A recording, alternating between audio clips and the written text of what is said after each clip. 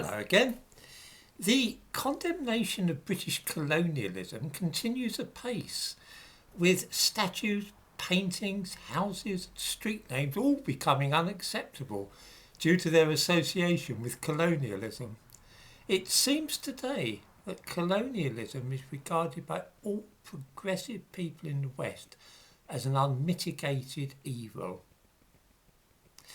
And yet, when we look at Africa as it is now, and observe such things as the vastly increased lifespan of those living there, brought about by modern medicine, along with the buildings, roads, cars, aeroplanes, electricity, computers and mobile telephones and all the rest of it, we cannot help but wonder what things would be like had Africa been left to its own devices and there had been no importation of European technology or culture.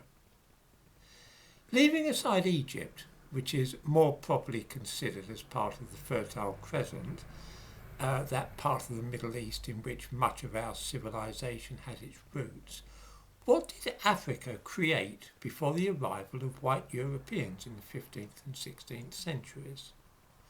What were living conditions like there? What prospects were there for the future of the continent?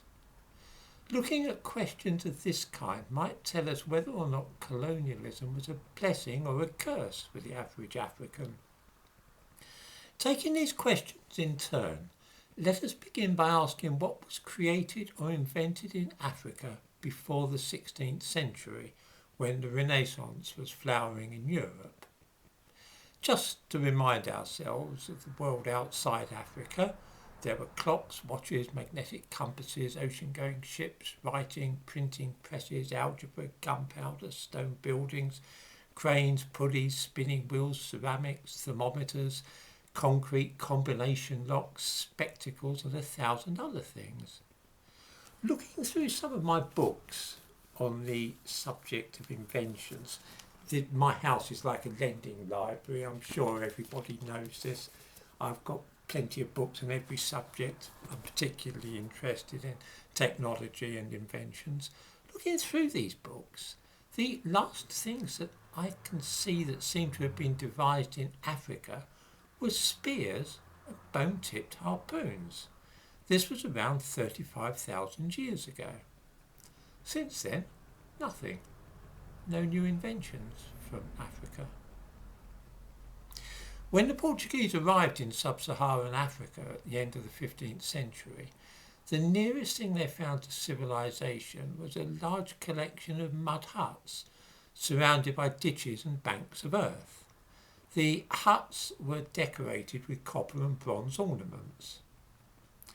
This was Benin City, and it was roughly at the level of development that Europe had achieved during the Bronze Age 4,000 or 5,000 years earlier. This was the pinnacle of African culture. In most of the rest of the country, apart from a few Arab and Tuareg colonial outposts such as Mali, conditions of life were more on the level of the Stone Age. There is no reason to suppose that things were on the way to improving, or that Africans were suddenly going to be creating stone buildings or making clocks any time in the future. The prospect for Africa was bleak in the extreme. Today, things are very different, and that is entirely as a direct result of colonialism. We showed Africa how to build houses of concrete, we built dams and power stations, we introduced writing and printing to the continent, medicine, science, and everything else associated with civilization. Had we not done so, then there is every reason to suppose that the height of African development would still be Benin City with its walls of mud. Everything which is modern in Africa was invented by white Europeans and Americans, and sometimes by people in China. Without colonialism, Africa would still be a bywater of humanity, trapped in a barbarous past. The fact that nobody dares to say any of this these days is curious. We all know it, even the left-wing and progressive types who bewail the horrors of colonialism. but it must never be said out loud. Instead, there is a conspiracy to pretend that black people contributed at least as much to white civilization as white people themselves. This is why urban myths like Lewis Latimer inventing the electric light bulb rather than Edison flourish. It's why Mary Seacole is now venerated in preference to Florence Nightingale.